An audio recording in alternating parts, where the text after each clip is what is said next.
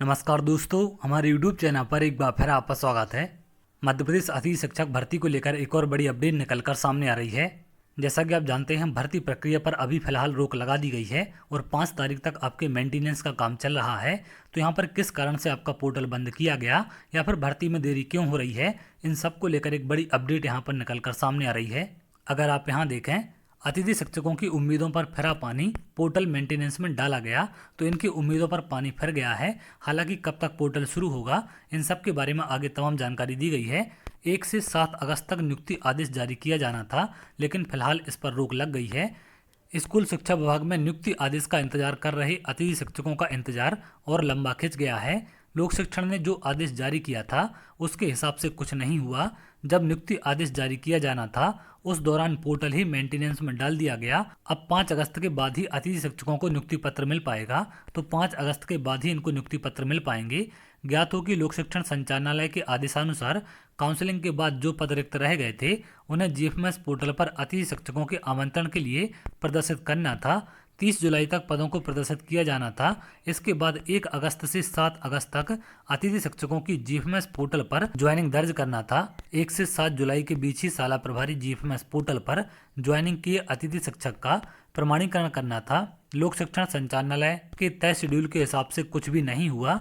30 जुलाई तक पोर्टल पर रिक्त शिक्षकों की सूची ही प्रदर्शित नहीं हुई। इसके बाद जब ज्वाइनिंग आदेश जारी किया गया था उसी दौरान पोर्टल को मेंटेनेंस में डाल दिया गया।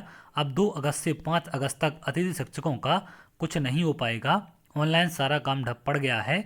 अतिथि शिक्षक ज्वाइनिंग के लिए लंबे समय से इंतजार कर रहे थे, इनका इंतजार और बढ़ गया है। 5 अगस्त के बाद ही अब उनकी ज्वाइनिंग स्कूलों में हो पाएगी। इसका मेन कारण क्या है, इस वजह से हो रही देरी।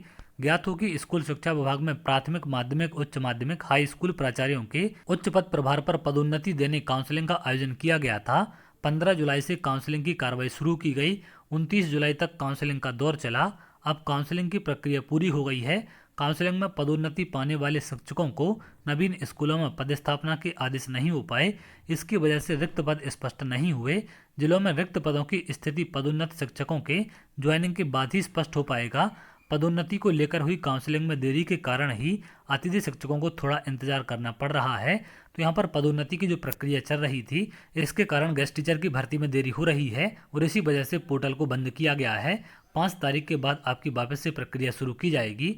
हालांकि उस तारीख तक सारी चीज़ें अपडेट हो पाती या नहीं हो पाती, इसकी अभी कोई भी श्योरिटी नहीं है और ना ही इसको लेकर कोई ऑफिशियल आदेश जारी किया गया है। सारी चीज़ें विभाग के काम पर डिपेंड है, आखिर कब तक इन सब चीज़ों को लेकर पूरा करते हैं और इसके साथ आगे की प्रक्रिया को किस प्रकार से पूरा किया जाता है। तो चलिए, आगे जो भी अपडेट निकलकर सामने आएगी मैं आपको जरूर शेयर करूंगा। अगर आप ऐसी जानकारी चाहते हैं तो हमारे चैनल के साथ जुड़ सकते हैं, जिससे और भी इंपॉर्टेंट अपडेट आपको मिल सके। बहुत जल्द अगले वीडियो मिलेंगे, तब तक के लिए बहुत बहुत धन्यवाद।